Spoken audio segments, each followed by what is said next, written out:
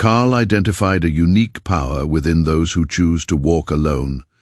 While society often labels them as outcasts or damaged, Carl saw them as some of the most psychologically resilient individuals to ever exist. His insights about loners who maintain no friendships were not just unconventional, they were so profound that he cautioned other psychologists to approach such individuals with care.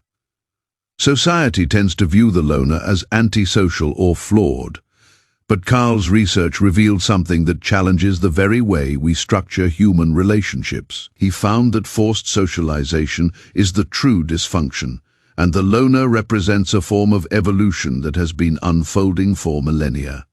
The key question isn't why some people prefer solitude. It's why so many fear it to the point that they endure toxic relationships rather than confront themselves. Carl's clinical records show a clear pattern. Those who avoided friendships were not socially deficient. Instead, they had developed resistance to the strongest influence on human behavior: group pressure, the craving for validation, and the psychological chains that bind most people to collective unconscious agreements they never consciously accepted. The loner cannot be swayed by social norms because they do not seek validation from the group. Carl referred to this as psychological independence. Most assume they are making their own choices, but Carl's work demonstrated otherwise. Through his concept of the collective unconscious, he showed that much of human behavior is unconsciously aligned with societal expectations. People dress similarly, think alike, and make choices that feel personal but are actually patterns absorbed from their surroundings. Consider the last time you decided something based on others' perceptions. What career would impress, what relationship would appear acceptable, or what opinions would keep you included in a social circle. Most perform these calculations daily, unknowingly surrendering control of their lives to invisible judges. The loner operates outside this system, not through rebellion, but because they were never integrated into it. Their development followed a different path. While other children learned to manage their emotions through social feedback, the loner learned self-regulation through solitude. When others needed the group's laughter to feel secure, the loner was content alone. When other teenagers sought constant validation through friendships, the loner found it within themselves through internal consistency. This trait unsettles those who rely on social pressure to control others. A person who cannot be intimidated by exclusion simply because they never needed acceptance in the first place. Someone who observes the group without feeling the need to join it. Carl documented this pattern in numerous cases, and what he discovered revealed something far more profound than mental illness. He was studying the rare individuals who had escaped the invisible prison that traps most people. The loner is a keen observer. Much like Carl's empath archetype, the loner watches human behavior with precision and attentiveness. While everyone else participates in social theater, playing roles and keeping up appearances, the loner remains outside, seeing the mechanisms that drive it all. They notice the self-deceptions, the gaps between words and actions, and the recurring patterns across groups, relationships, and social systems. While others are performing, the loner is learning. Carl realized that loners develop a level of social intelligence far beyond what most achieve in a lifetime. But they gain it as observers, not participants. The loner sees that someone preaching family values may be unfaithful to their partner. They notice the friend who claims to support you subtly undermining you in social settings. They detect the colleague who smiles during meetings yet sabotages projects behind the scenes. These insights are not born from cynicism. Their observations arise from recognizing patterns without the pressure to preserve social harmony. This perspective grants them access to truths that make ordinary participation impossible. Once you understand how the system works, you can't ignore it. Once you notice the patterns, you can't unsee them. The knowledge of the loner often leads to isolation, because speaking these truths challenges the unspoken agreements that keep groups intact. Every group has hidden rules about what is acceptable to acknowledge. The loner sees these rules clearly and finds them unreasonable. Carl wrote extensively about how groups unconsciously agree to overlook certain realities to maintain harmony. The family that never talks about dad's drinking, the workplace that refuses to address the toxic manager, the friend circle that ignores the member who always plays the victim. These collective denials maintain group stability, but they rely on everyone playing along. The loner who exposes the obvious becomes the problem, not because they are wrong, but because they break the agreement. Most people mistake the loner for someone who is lonely. Carl was passionate about clarifying this difference because misunderstanding it causes significant harm. Loneliness is a deficiency, a painful state where someone craves connection but cannot find it. It is suffering created by unwanted isolation. The lonely person scrolls through social media feeling left out. They attend events they don't enjoy just to avoid being alone. They tolerate disrespect because bad company feels better than none. Solitude, however, is a strength. Empaths are not broken. They are alchemists in the making. The alchemist's path offers exercises, boundary-building techniques, and 3 exclusive chapter videos to turn overwhelm into clarity, provided by Surreal Mind. The 236-page downloadable ebook is available now at surrealmind.com. A chosen state, where a person can access their own consciousness without the influence of collective expectations. Solitude occurs when your nervous system stops constantly processing other people's emotions and expectations, allowing you to tune into your own authentic signals. In solitude, you uncover what you truly think, rather than what you've been conditioned to think. You discover what genuinely brings you joy, not what society tells you should. You reconnect with your authentic preferences, values, and desires. A lonely person is weakened by isolation. A solitary person is strengthened by it. Carl spent years exploring this difference and found that true loners don't experience loneliness like most people. They experience clarity, relief, and freedom from the exhausting demands of social conformity. Where others feel emptiness in solitude, loners feel completeness. Where others become anxious without social input, loners remain calm. When a loner is thrust into social settings, they often sense interference rather than connection, like static disrupting a clear signal. This isn't a disorder. It's a different nervous system setup that perceives social input as noise instead of nourishment. Small talk, which others use to form bonds, registers as meaningless chatter. Social rituals that feel comforting to many seem like elaborate drains on energy. Pretending interest in irrelevant topics creates fatigue instead of engagement. Carl observed that loners frequently leave social events feeling depleted rather than energized, not due to conventional introversion, but because they are processing the gap between what people say and what they truly feel. They observe social performances while simultaneously noting the authentic emotions slipping through. And this dual awareness is draining solitude. For them, isn't just preferred, it's essential for psychological restoration. Carl found that loners are often the few brave enough to confront their own darker aspects, which he called the shadow. The parts of themselves they've been taught to deny, suppress, or project onto others.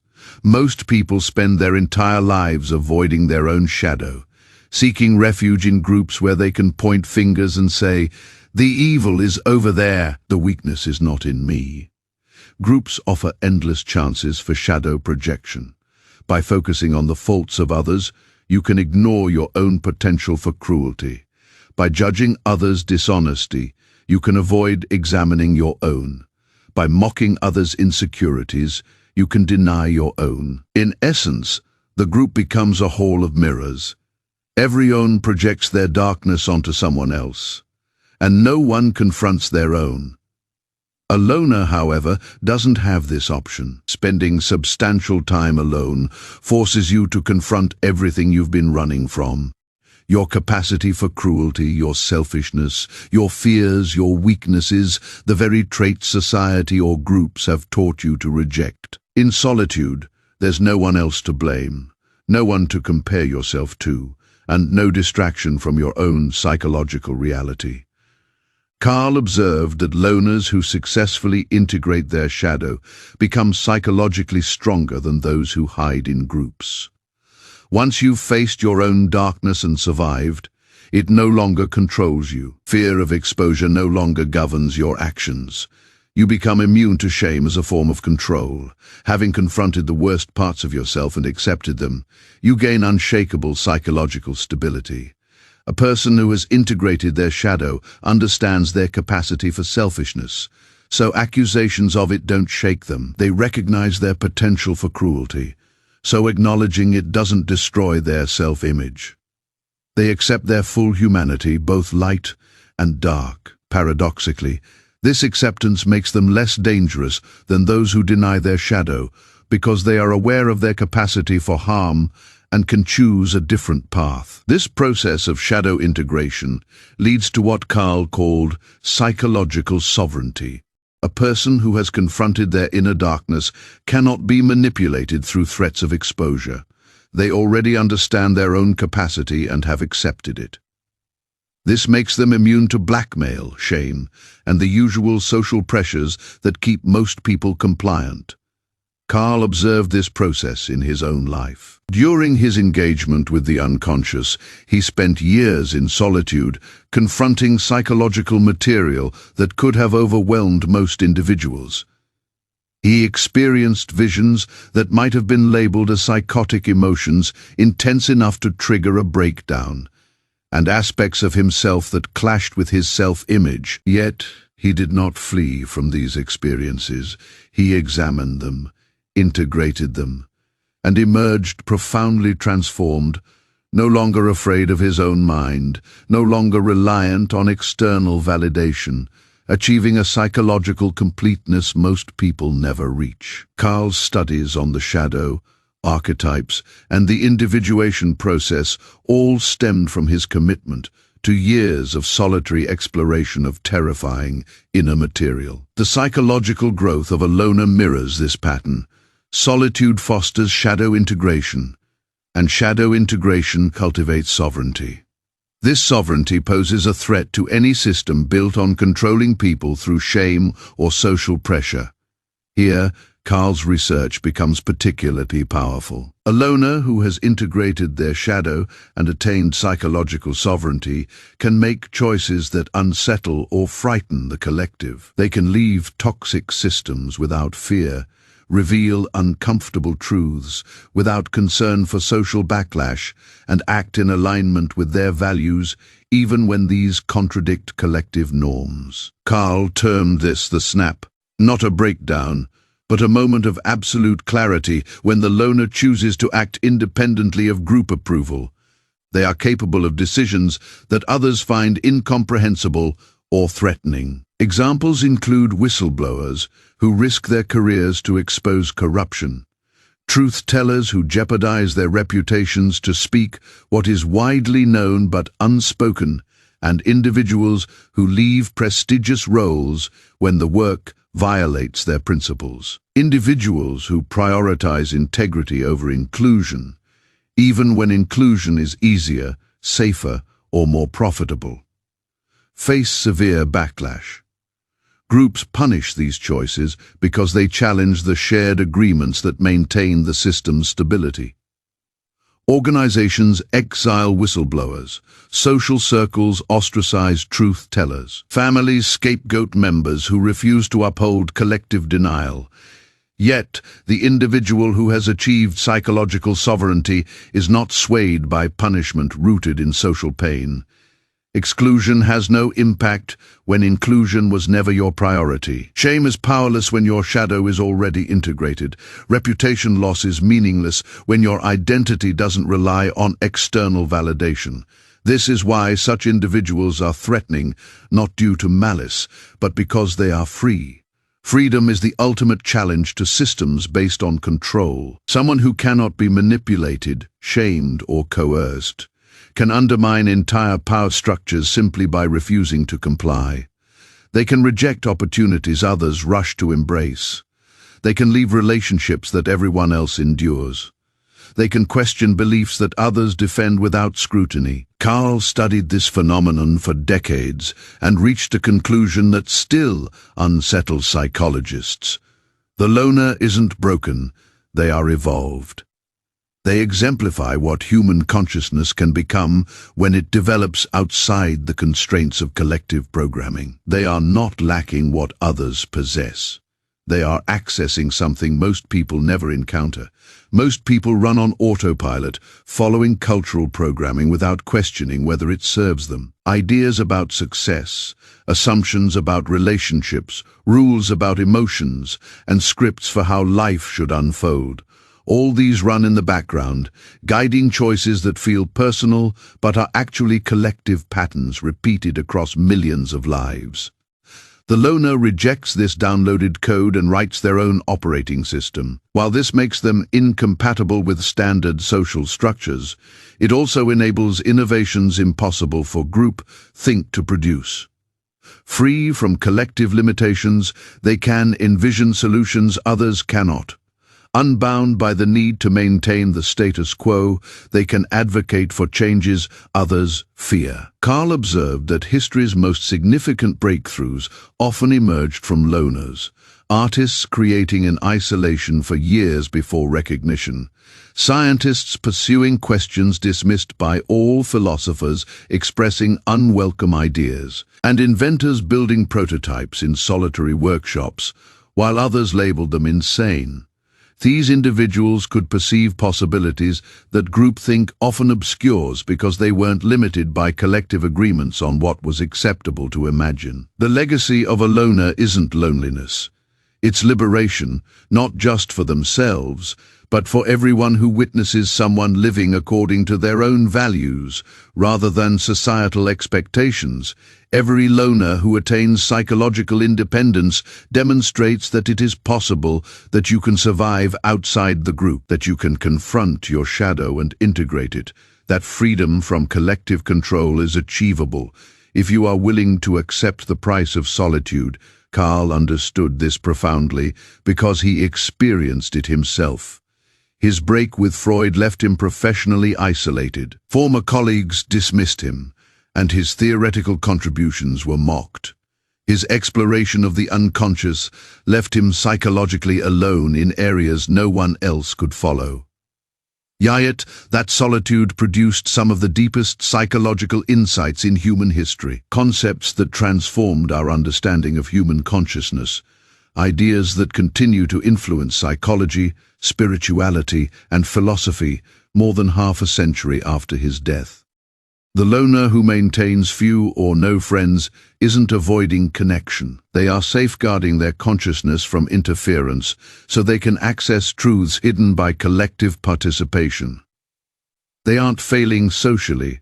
They are succeeding at something most people never attempt, developing a fully individuated self capable of thinking its own thoughts, feeling its own emotions, and living according to its own principles. The world needs loners. Not because they are superior, but because they perceive what others cannot. They think thoughts others are too afraid to consider. They ask questions most people are conditioned not to ask. They explore possibilities that many are too constrained to attempt. Every system relies on individuals who can step outside it and assess whether it still fulfills its intended purpose or has become self-sustaining regardless of results. If you find yourself without many friends, Carl's message is clear. You are not broken, defective, or lacking something everyone else has. You are tapping into something that most people never discover. Your solitude is not a problem, it is a strength worth protecting. Your difficulty conforming is not a flaw. It is immunity to one of the most powerful control systems humanity has ever created. Feeling uneasy in social situations is not anxiety needing treatment. It is your nervous system signaling that living a false self is more harmful than being alone with your true self. Carl revealed a challenging truth. The loner embodies human potential, liberated from collective limitations. This independence, this freedom, is exactly what control systems fear. Not because loners aim to harm society, but because their mere existence shows that society's controls are optional. You can choose differently, live by your own values, and be psychologically whole without needing approval from those who never understood themselves. The loner is not dangerous because of malice. They are dangerous because they are free, and freedom, Carl observed, is contagious. Every individual who attains psychological sovereignty through solitude and shadow work creates permission for others to pursue the same journey. This is why groups often punish loners. Not because they cause harm, but because their presence challenges collective agreements that keep everyone else in line. In The Alchemist's Path, Perception Training for Empaths, you'll learn to transform overwhelm into insight through practical exercises, Carl-inspired boundaries, and step-by-step perception training. The guide includes 3 exclusive chapter videos to deepen each lesson. Written by Surreal Mind, it spans 236 pages and is beautifully designed in a downloadable 5x11 format. Begin your journey today. Feel deeply while thinking clearly.